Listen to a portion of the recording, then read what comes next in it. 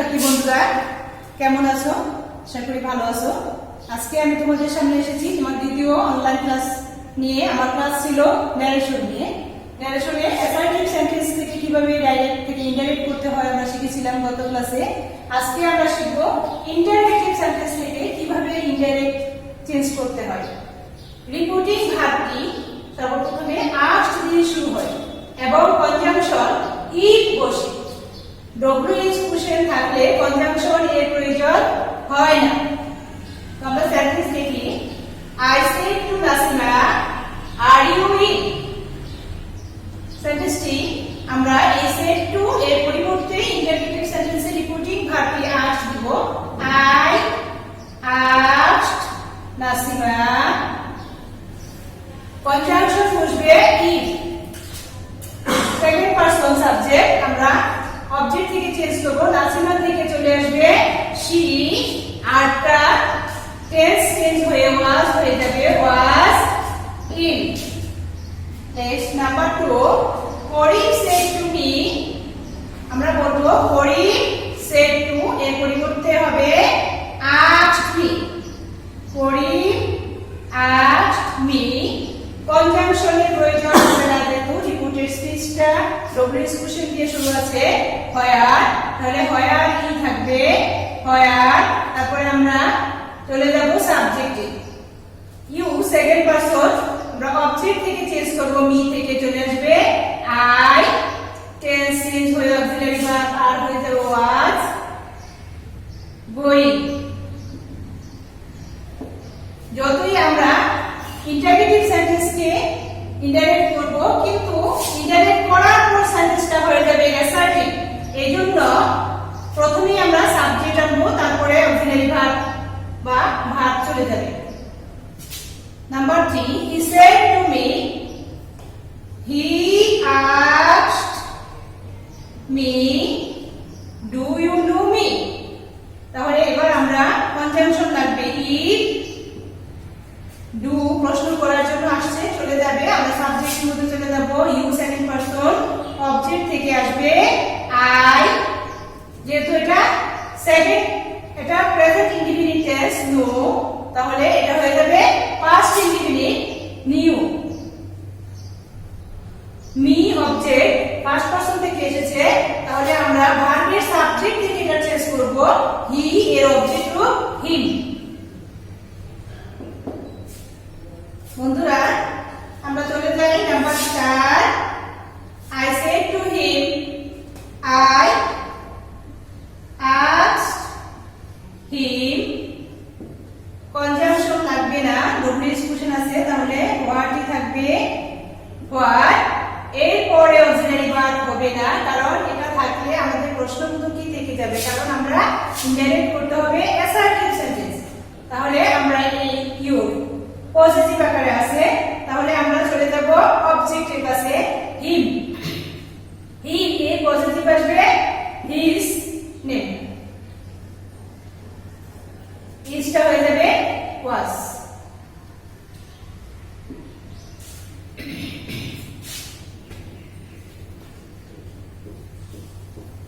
শিক্ষার্থী বন্ধুরা আমরাও চলে যাই এরপর ইম্পারেটিভ এর নিয়ম। ইম্পারেটিভ এর থেকে আমরা ডাইরেক্ট থেকে কিভাবে ইনডাইরেক্ট করব।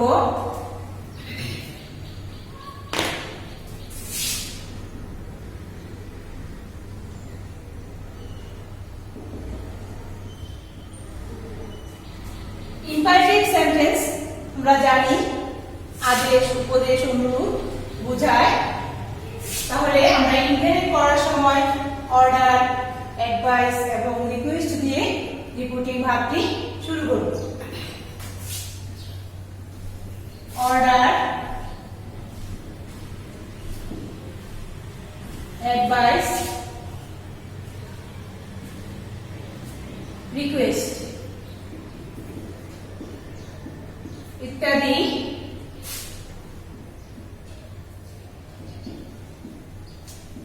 ব্যবহার করে রিপিটিং ভার্বটি শুরু হয়।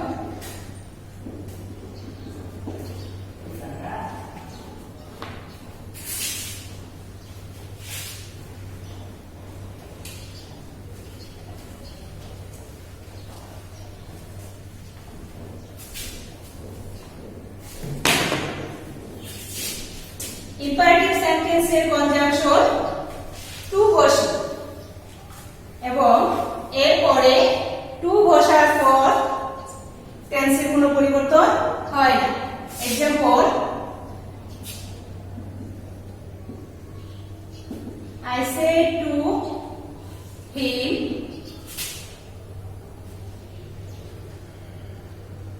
read the book.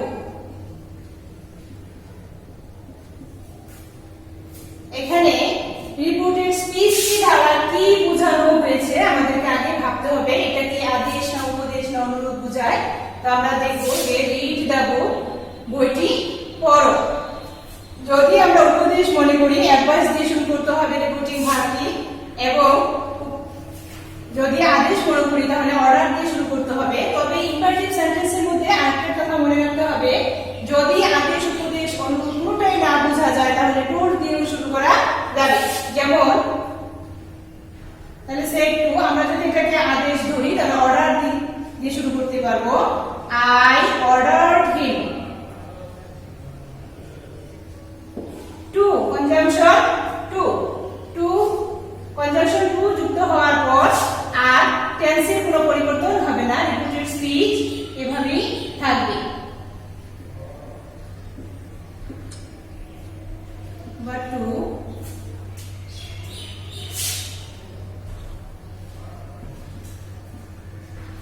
he said to the guard, learn your lesson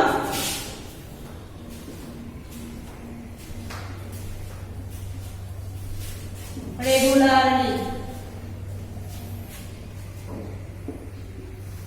He said to the guard, learn your lesson regularly. শিক্ষার্থী বন্ধুরা, এই সেন্টেন্সটা বোঝা যাচ্ছে যে এটা দ্বারা উপদেশ বোঝাচ্ছে। তাহলে আমরা রিপিটিং ভার্বটি অ্যাডভাইস দিয়ে শুরু করব। He said বা he said to the girl, সেন্টেন্সটা হয়ে যাবে he advised the girl.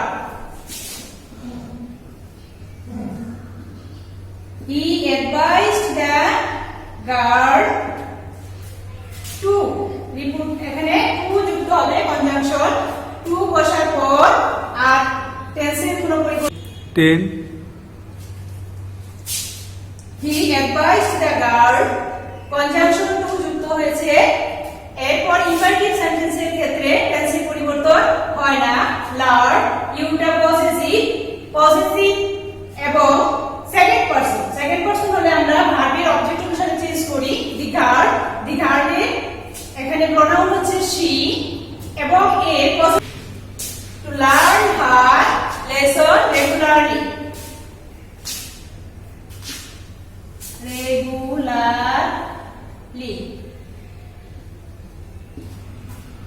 আচ্ছা, আমরা আরেকটা সেন্টেন্স লিখি।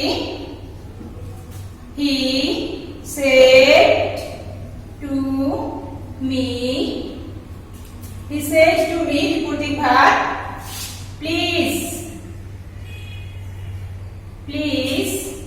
give me a pen.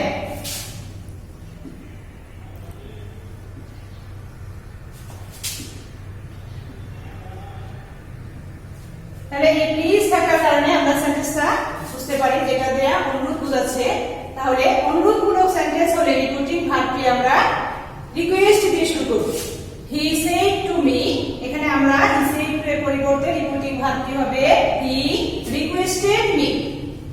He requested me to, conjunction to, please থাকবে না, প্লিজ চলে যাবে। প্লিজ দেখি আমরা এখানে সেন্টেন্সটাকে রিকোয়েস্ট দিয়ে আরম্ভ করেছি। টু, তারপর হবে ভার্ব গিভ, মিটা ফার্স্ট পারসন থেকে অবজেক্ট রূপ। তাহলে আমরা ভার্বের সাবজেক্টের কাছে চলে যাব। হি এর অবজেক্ট হচ্ছে হিম, তাহলে এখানে হবে হি এ পেন। শিক্ষার্থী বন্ধুরা, আমরা পরবর্তী ক্লাসে অবজেক্টিভ, এক্সক্লেমেটরি এবং বাকি নিয়মগুলো শিখব। আশা করি তোমরা দেখবে। Thank you.